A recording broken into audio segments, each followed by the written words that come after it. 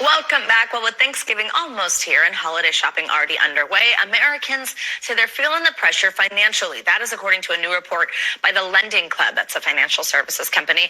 It found 60% of adults say they are living paycheck to paycheck heading into the holidays. Let's bring in Caleb Silver for more on this, our friend and editor-in-chief at Investopedia. Caleb, good morning. Always great to have you with us. So hearing that number, 60% living paycheck to paycheck, also kind of the inverse of that stat is 4 in 10 consumers consider themselves worse off than last year.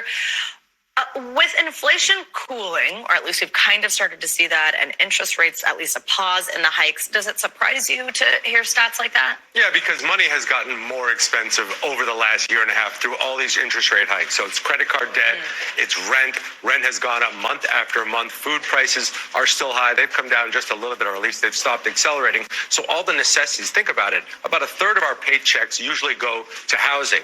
With rents rising, mortgage rates rising, that's now a little bit more than a third. That puts stress on everything else. And as you go into this holiday season where we're expected to buy, then people feel that stress because they feel the pressure to spend money on loved ones when in fact they don't have to, but it is a thing we get ourselves into every single season. So consumer spending is such a driver of the economy. Does understanding that people are living this way and how that may make them react over the next few months into the holiday season say anything about the overall health of the economy? Yeah, I mean, if consumers pull back on spending, that is 70% of GDP. So that could slow down the economy. That said, consumers rarely pull back on spending. And a big deal that's happened in the last couple of months, gas prices are way down. Gas prices is that psychological thing people see that makes them pull back on spending in other places, even though rent and food prices are high too.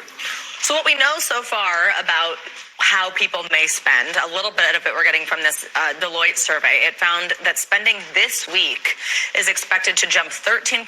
Shoppers expected to spend an average of $567 as they're doing that holiday shopping you're talking about for family members, for friends. What impact could that have on families that are already feeling strapped for cash? I mean, are you concerned about people being able to afford these expenses and then what it ultimately means for credit card debt? Yeah, well, they're just going to pile it onto their credit card debt. And a lot of people in that survey also said, only 23% said they plan to pay it off. So people overspending without a plan to pay it off, that's never a good thing. And we also hear these reports, and we see it out of Investopedia, people looking how to tap their savings, how to tap their 401k to get some extra cash. That is a no-no, my friend. You can't be doing that, especially around the holiday season. Give us more tips, maybe some more no-nos. Yeah. How should we budget? Well, the yeses are have a plan, stick to it, have that number in mind, and challenge yourself to come in or below that number when you're spending. Comparison shop. You know, you can always get a better deal every time you look at something, whether it's off of Instagram or anywhere else. You get that discount code, use it, but also comparison shop. You can get better deals.